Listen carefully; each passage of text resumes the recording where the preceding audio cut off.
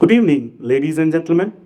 It gives me a great pleasure and honor to welcome you all to a talk by Shri Tirumala Venkata Devaraya about his debut novel In the Empire of God King, here at Uvalback Kamalapura Palace, Hampi, which is surrounded by echoes of Hampi's glorious past. I am Somshekar, your host for this special occasion, and I'm delighted to see passionate readers and history enthusiasts gathered here. Before we begin, let me extend a heartfelt thank you to Shri, our esteemed author, Shri Tirumala Venkata Devaraya, whose dedication has brought this remarkable work to life. Shri Tirumala Venkata Devaraya is the 20th descendant of Shri Krishnadevaraya and the heir apparent of the Vijayanagara rulers at the Anegundi Samsthana. He holds a degree in history from Durham University, England. Beyond his literary pursuit, he is an avid reader with a keen interest in international relations, diplomacy, and archaeology, while remaining committed to philanthropy. Inspired by his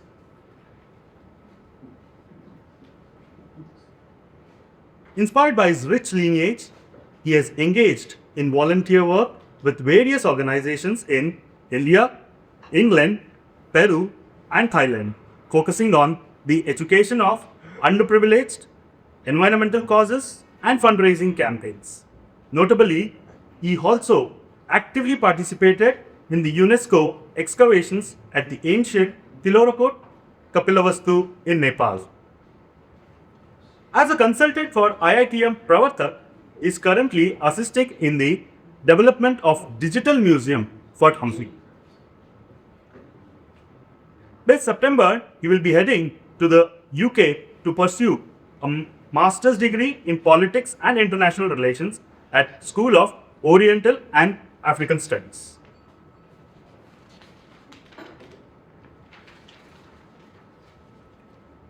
Now, I would invite the author, Shri Tirumala Venkata Devaraya, to share a few words about the inspiration and journey behind this remarkable book.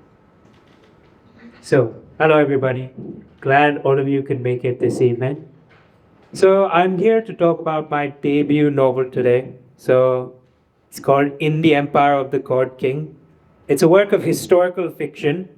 It's set in Hampi, but in the 16th century. So, one question that everyone asks me about the novel is why did you write this novel? What was it that made you write about this period, this subject? Well, that question has a layer of answers to it. First of all, I grew up amongst these monuments, amongst these pillars. Abhi always spoke to me. So, ever since I think I was about 9 years when we moved back to India from the US. So, since then, I've always been interested in history. I love to read, and going around looking at these monuments and all these tales that were told about Hampi, about its past glory, it always made me want to visualize it. And I thought, what better way to visualize something than to actually put it into writing and would be to read about Hampi, read about these monuments, about these, not just the monuments, about the city as it was, what it could have been. And it evokes this sense of sort of pride in our own history, our own culture. So that was one of the reasons that I chose Hampi, because of my personal connection to it. And of course, writing was something that always interested me. Ever since I think I was about 8 or 9, when I was a kid, I loved making little comic books, and then I graduated to writing actual books. This is the first one that I finished, not the first one I've started, but the first one I've finished. And of course, what the book is about, this is a question that's always a bit precarious to handle. Because if I tell you too little, you're not very interested. But if I tell you too much, then there's no point in buying the book because you already know the plot. So the book is about the story of a young man named Veera and his his journey through the Deccan. So he's initially a farm boy who grows up in the town of Taligota, Many people know about Talikota and they associate it with the battle, but it's actually a town, a living, breathing town at that time. It had a fort called the Talme Kota, which is the fortress of patience. But over the years, that became Tali Kota in colloquial speak. So, him growing up in Taligota and then eventually, due to some tragedies that befell him, he tours around the empire, not just to Vijayanagara, but to other places in the Deccan, such as Bijapur and places near Hyderabad, such as Bhuvanagiri. So, going around all these places, he looks at the Deccan through his eyes. He meets real historical figures. To name a few, there's, of course, Krishnadevaraya, then Ramaraya, and of course, some others like Yusuf Adil Khan of Bijapur and his vizier Kabul Khan. Some characters, such as Kabul Khan, they've only had brief mentions in history, so it allowed me a lot of sort of creative leeway to work with characters such as that. And of course, my main character himself is completely fictional, which again, the same reason, the creative license to make him traverse through these lands and make him go wherever I want. Because if it was an actual historical figure, I would have been limited to what they would have actually done in history. But with this character, I'm not limited to those things. And of course, the character also deals with a lot of themes which I feel are pertinent to today's day and age, such as loyalty, family, familial bonds, and dealing with change and struggles. These are common themes that I think that most people, no matter who you are, what you've been through in life, these are themes that would relate to you. Now that's just a little about my book. I don't want to keep this, I don't want to make this speech too long. I think I'll need more time for the interaction sessions that are about to take place. Thank you, everyone. Thank you, sir, for your enlightened thoughts about the book. So now, as we turn the page from the written word to the spoken, so I would again invite Shri Tirumala Venkata Devaraya. Also, I invite our Associate Director for Conservations and Experience, Mr. Sarat Champati, for an interaction about the book. Wonderful to be here among this, like he said, history buffs and book enthusiasts. In Hampi, what better place could you have than Hampi for this interaction about this wonderful book? So, hello Arya. Can I know you, Arya? Yes, please. Yes. Something.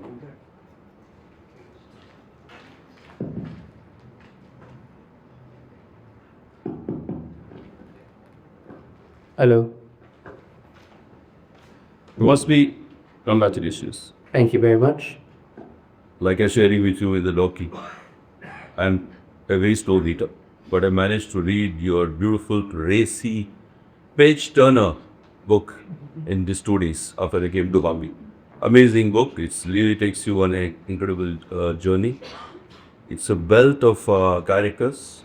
It's also a lot to do with common man's life in Hampi and describing some very interesting facets of, for example, the splendor of the kingdom, the throne room. You described it so well when Christo was sitting on the throne. Even the description of the battles which you wrote about so vividly is fascinating. In fact, it looks like as if you're aiming to make a film out of this at one time. For example, That is the goal. oh, really? Wonderful. I can read your mind. For example, the what you wrote about the imperial army, the way it moves, the formation in which it moves, and then the battles themselves. So I think it's really a wonderful book. But like I said, very racy, and I do finish it very quickly. Although this is such a slow reader. So congrats. I really enjoyed reading your book, and we can't wait for the next book, The Seabird, to it. Thank you so much.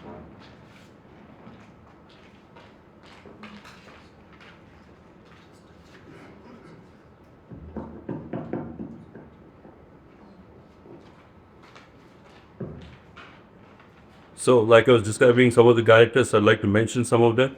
Veerabhadra, like you just mentioned, his Ajja, Kamal Khan, what an incredible character. Matanada, Philip. That was a big surprise. Suddenly you have one pale-skinned uh, man on the street who taps his shoulder and he introduces himself. And Philip, and you describe him so well. And obviously he's one of the foreigners floating around in the kingdom, right? Where is Philip from? So Philip is from Portugal. So he's initially part of a cadre of Jesuit monks that come. So at that time, a lot of missionaries were coming into South India as part of the Jesuit mission, along with the Portuguese who had established their foothold in Goa. So Philip is a disillusioned Portuguese monk who turns into a mercenary, and then he joins the army of Vijayanagara and he runs into Veera during one of the battles in Puvanagiri. Or sorry for that.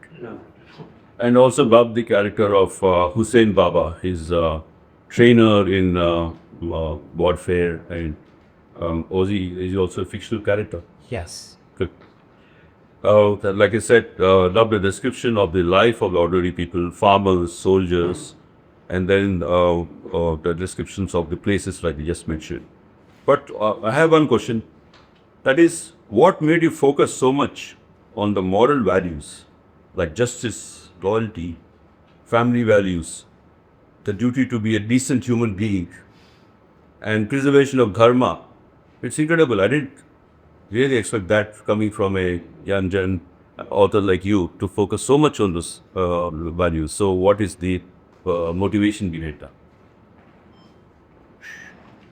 So the motivation, I suppose, behind that, it's a bit twofold. First of all, of course, I grew up with those kind of values, and it was something that I saw in my family, and it was something that was inculcated in a way in an early age, but it wasn't something that was taught per se. It was something that I viewed and I learned from just looking at things around me.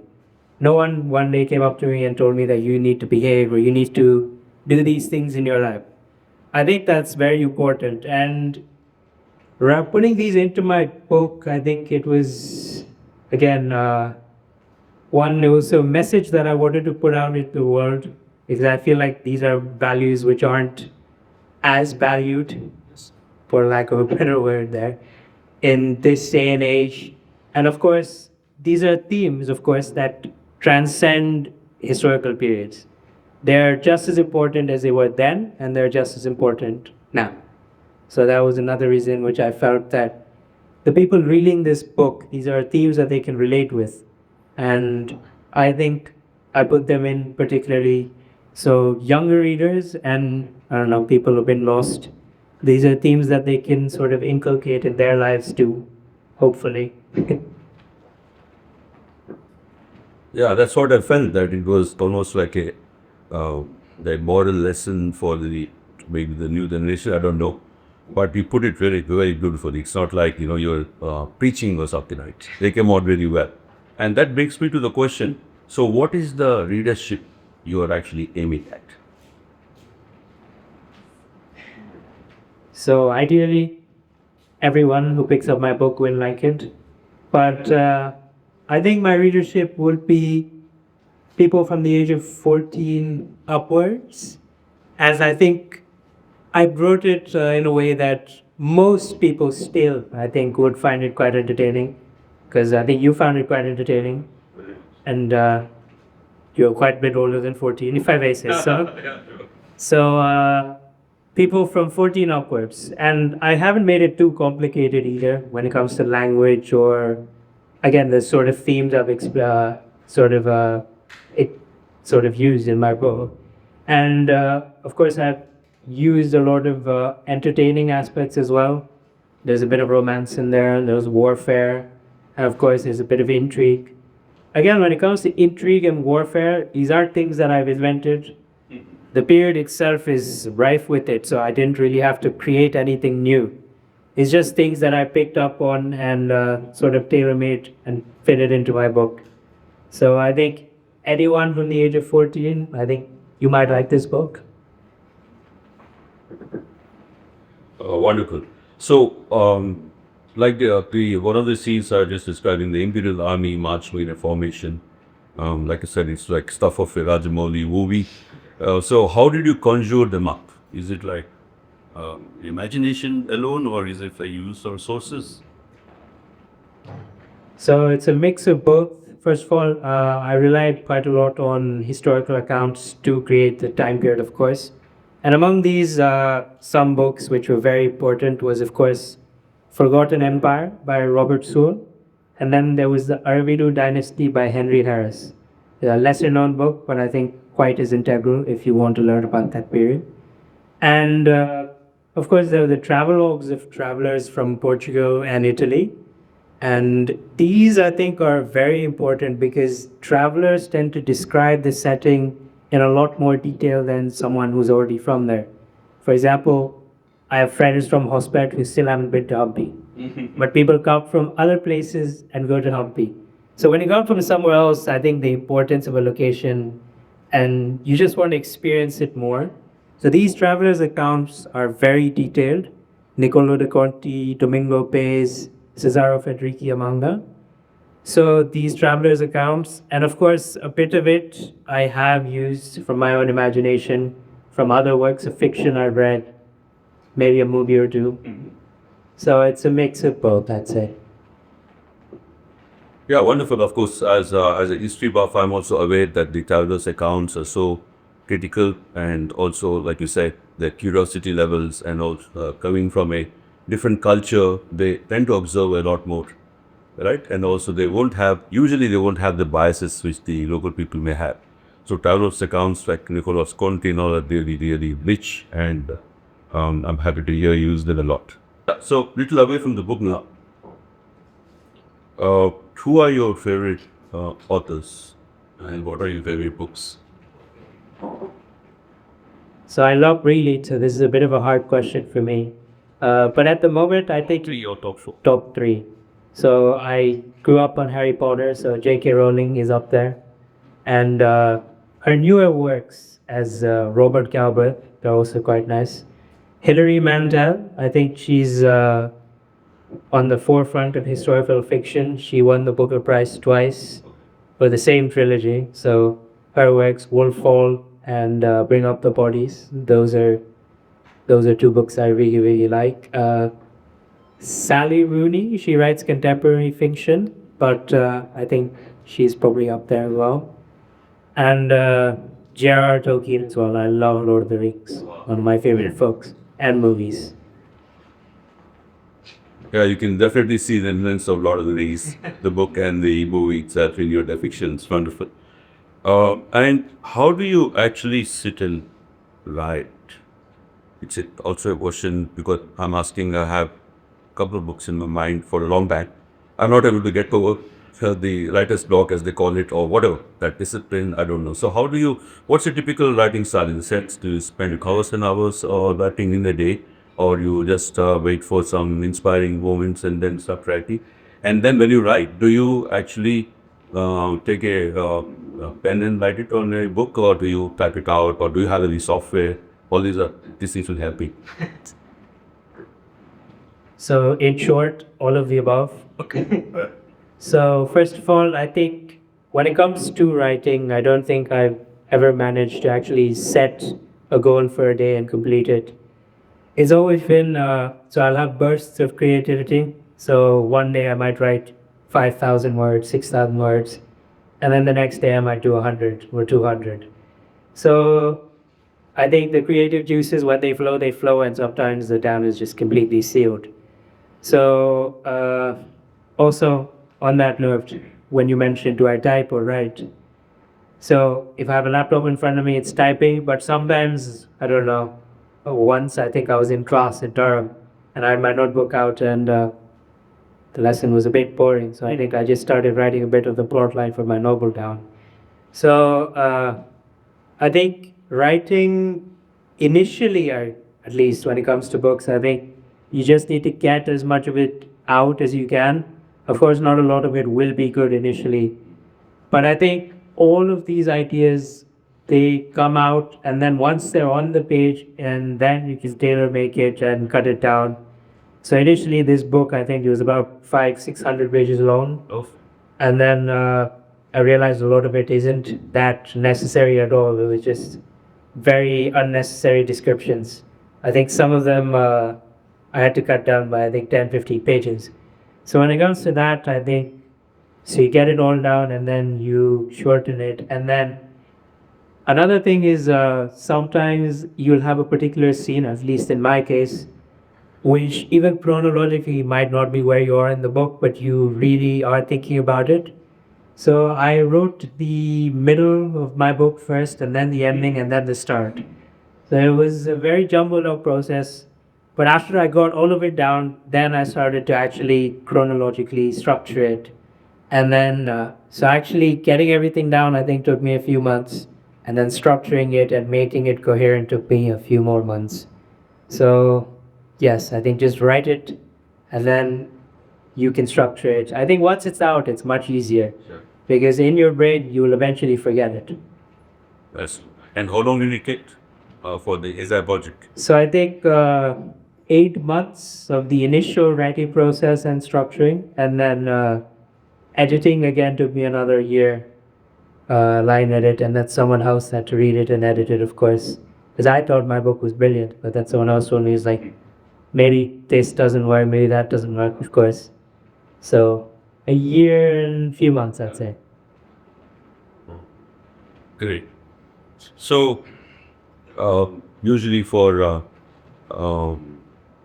families like you with a lot of history and heritage and moves back to so many decades from Krishnadevaraya, you get very more into the local landscape and society. So it's a natural plunge for many of people like you to get into politics. So is there some kind of a idea in your head that one day you will actually plunge into public life? One day, maybe not very soon, but maybe when I'm, I don't know, 40, 50. No plan in the immediate future, though. But I am studying political science and international relations. Good to keep in case, you know. Sure. So if a fictional question, going by your, like I said, there are a lot of mention and actually going deeper into old world values, family values, uh, your duty as a good human being, and of course some interesting stuff like governorship, good governorship, governance actually for the kings and things like that. There's quite a bit of mention in the book. So if Lord Virupaksha appears in front of you and grants you a coup, you can choose three things which you can change in the present day public life. What would you choose? 3 is a bit much. 1 I've already got on the top of my head. So first one, I think revived Hampi. So right now all the temples in Hampi, some of them are in pristine condition, but they lie derelict. So I'd revive Nitya Puja and create them into spiritual and cultural centers like they once were. And extension of the same wish, I guess, would be sort of the whole surrounding region, revive it in as much as it could be. For example, Vijayanagara was during that time period the second largest city in the whole world. And now you can only see glimpses of that past glory. So something akin to what it could have been, I think that would be my number one sort of wish. Uh, 2 more. Only thought of the one, so 2, I'd love to travel, and I've actually talked to you about this. I think maybe visit Antarctica. Really, Antarctica. I don't need Lord Virupaksha for that. No, I don't. But it depends. But I think love to travel, so that would be one. And then, actually, on a less selfish note, I think in India, I think there's so many things that can be accomplished. So I think maybe just good governance, just in general, I'd like to put it out there. Good governance for the country. Sure. I think that was me one as well. Yeah, wonderful. Well spoken.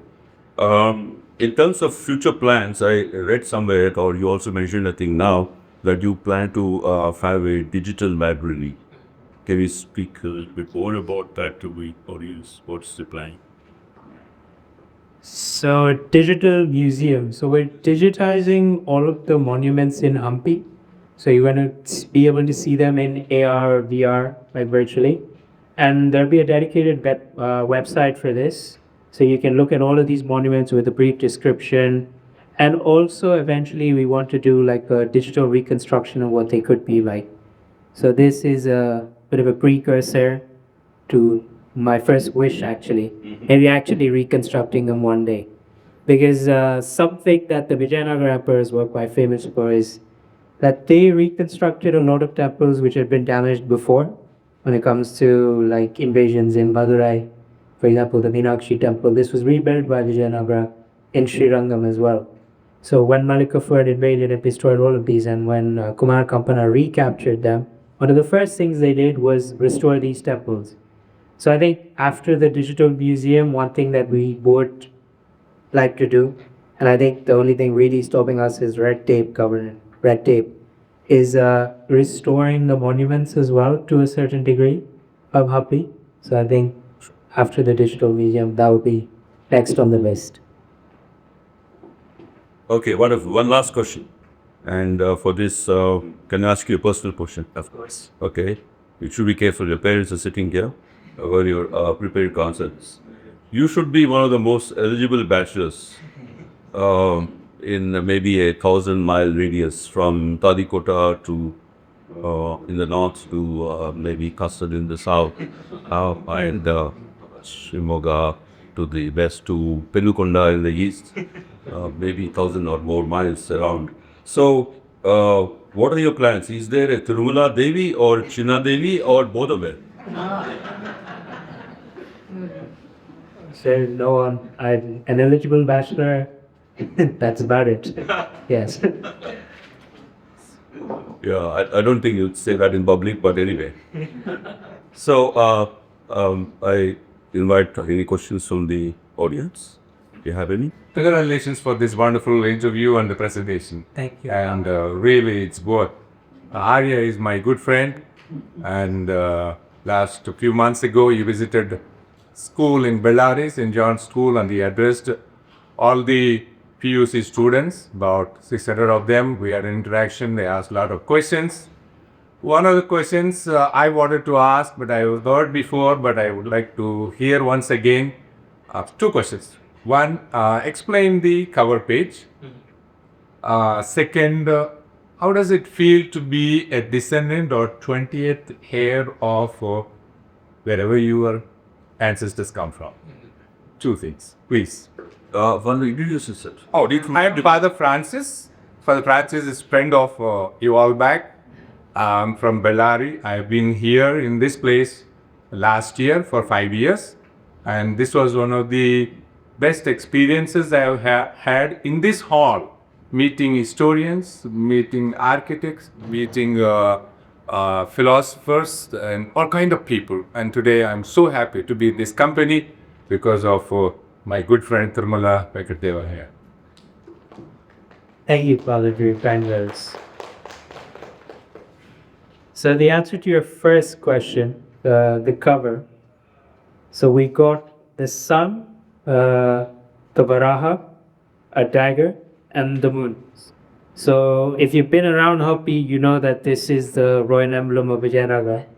And I thought, what better sort of cover for my book than the emblem of Vijayanagara? And the second question, that's it longer one. So how does it feel to be the 20th descendant? I think there is that Spider-Man quote, of course, with great power comes great responsibility, Uncle Ben. So I think similar to that, being a descendant, you carry a lot of responsibility. There's a lot of privilege. It opens doors. But I think responsibility is the key term because a lot of people look up to you and you have to uphold these certain values. And those are values that I've actually highlighted in my book. So I think it wasn't hard, these responsibilities. I wouldn't call them responsibilities because growing up, I just learned these by default. So it's just who I am in this sort of scenario, I guess. So I think for me, sort of upholding those values or propagating Vijayanagara, these aren't things I view as a responsibility, but more as an honor. I think honor is a better word for me. So I think it's lovely to be a descendant of that empire, and want to do as little as I can to sort of propagate its legacy forward.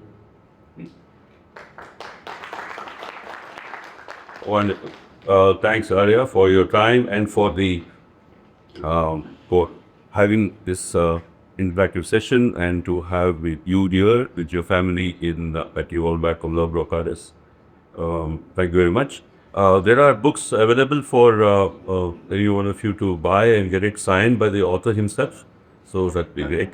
And then Amar, over top. Thank you.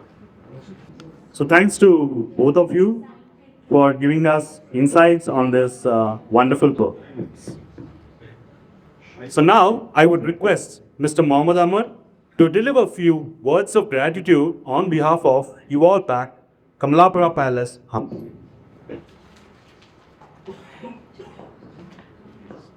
This one in I think after our Shri Tirumala Venkata Devaraya and Mr. Champati speaking, I feel very minuscule and I feel shy in speaking after them. But yes, it has to be done. So good evening, everyone. On behalf of Evolve Back Kamalapura Palace, I'd like to thank each one of you for being with us this evening. It's such a pleasure to host such a meaningful and engaging session. And we are truly honored to have had Shri Tirumala Devaraya with us, sharing his thoughts and his literary journey. At Evolve Back, we believe in celebrating the spirit of the land, not just through its landscapes, but also through its stories, traditions, and the people who keep them alive. Events like this are our way of creating a space where creativity, culture, and conversations come together. And to all of you, thank you for your attention, support, and warmth. We look forward to more such gatherings that bring us closer to the rich artistic and cultural heritage of this beautiful land. We now invite you to join us for the high tea and wines. Let's continue the conversation and enjoy the evening together. Thank you very much.